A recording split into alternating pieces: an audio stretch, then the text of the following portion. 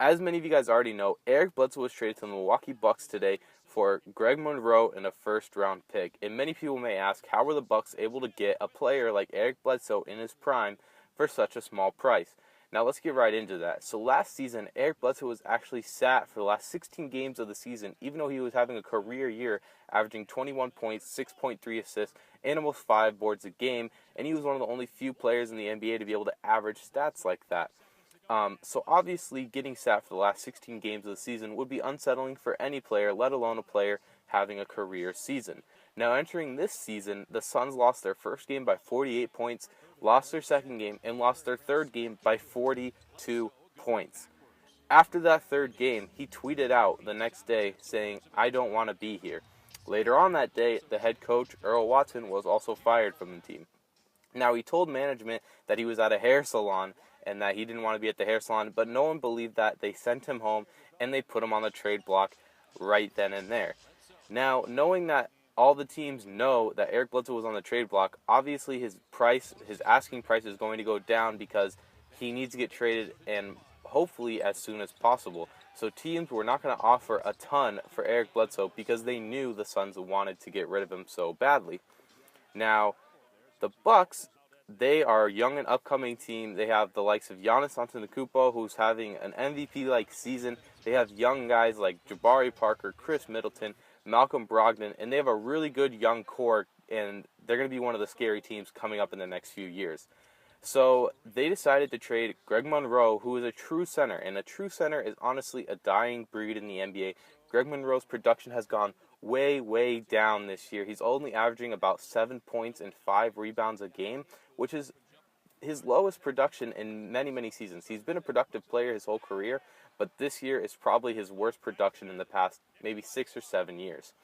And then also, their first-round pick is not going to be that big of a pick because they're likely to be a playoff team. So that pick is most likely not going to be in the lottery, so it's really not that valuable to the Phoenix Suns.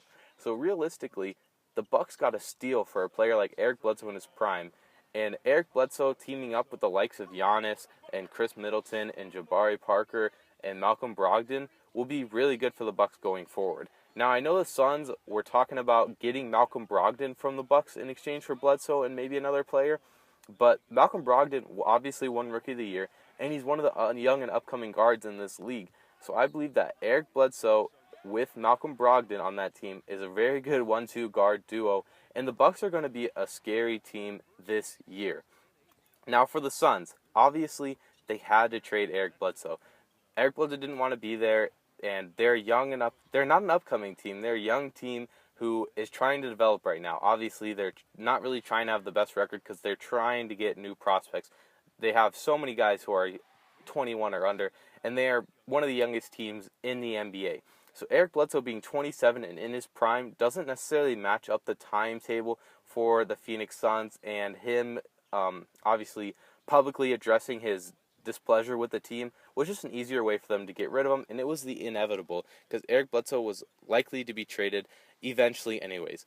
Now the thing that sucks for the Suns is that they got so little for him. They got Greg Monroe, who plays a true center position, and that's basically a dying breed in the NBA just because a lot of these centers, they're all shooting threes, and it's really about stretching the floor in today's NBA, and the true center position is not as valued as it has been in the past.